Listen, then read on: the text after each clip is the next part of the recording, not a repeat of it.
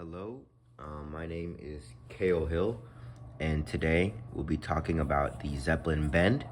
So the Zeppelin Bend is a knot in which you use two opposite ends of a rope, one and two, or it could be two different ropes you'd like to connect. In this case, I'll be using one long rope, as you can see.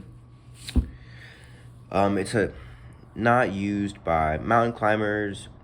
It's also used on aircrafts to securely just join together two different pieces of rope or two different ends of the same rope. Its disadvantages is that it cannot be untied under a large load of weight. So if you tie the knot and then there's a lot of tension on the rope, it is very difficult or almost impossible to untie. Okay, so for our knot, we're going to be going over what we're going to be looking for as we tie it first, so you guys do not get confused in any of the steps. So I'm not going to start yet, but as I tie the knot, we're going to want our left hand to have a 6 with the rope like this, and we're going to want the rope to be on top of itself just like this, making a 6, see? And then we're going to want our right hand to make a 9 with the rope.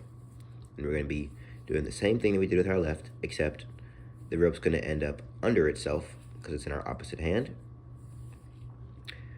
See, the rope is under itself and it creates a 9. So we have a 6 and we have a 9.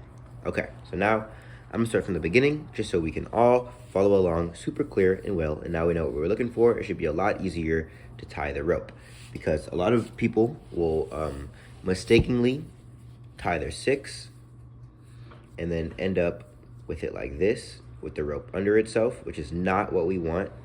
Or they might tie up their 9 and end up with it like this, which isn't even a 9, but the rope is over itself. So once again, we want our left hand to have a 6 with the rope over, right hand a 9 with the rope under itself.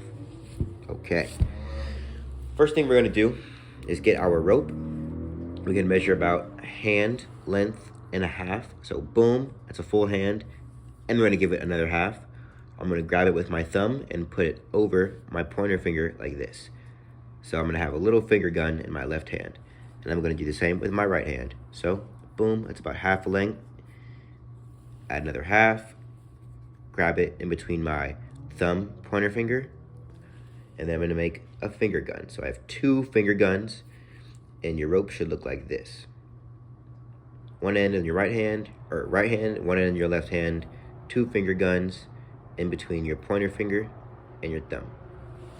Okay, so now we're gonna start off with our left hand, which is gonna have, once again, a 6 with the rope folding over itself. So we're gonna grab the rope, we're gonna loop it around our fingers one time until it hits our thumb again, and then we're gonna grab it with our thumb. We're going to keep the rope on this side of our fingers, so it should be on the outside, so that when we pull it off like this, we have a 6, just like this. So now I'm going to put my fingers back in just so it's easier, and so I keep the structure and I don't lose my place. In my right hand, I'm going to have the rope, or I'm going to do the exact same thing, and then I'm going to create a 9. So I'm going to loop the rope around my 2 fingers until it touches my thumb again. Boom.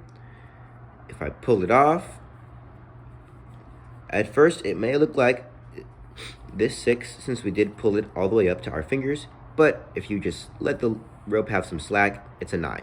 See? And as you can see, it is under itself. So like the end of the rope is coming under the longer end of the rope. So now I'm going to put my 9. I'm going to grab it like this, at the point in which the rope goes under itself. So as you can see, this is the end. Boom. So I have my 6 in my left hand and my 9 in my right hand.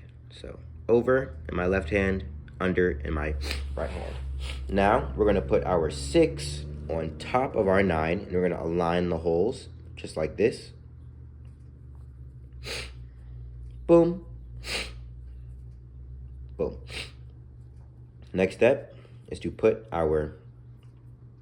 the end of the 6 under the 2 parts of the rope, and we're going to pull it through the hole so that it comes back out and ends up on top.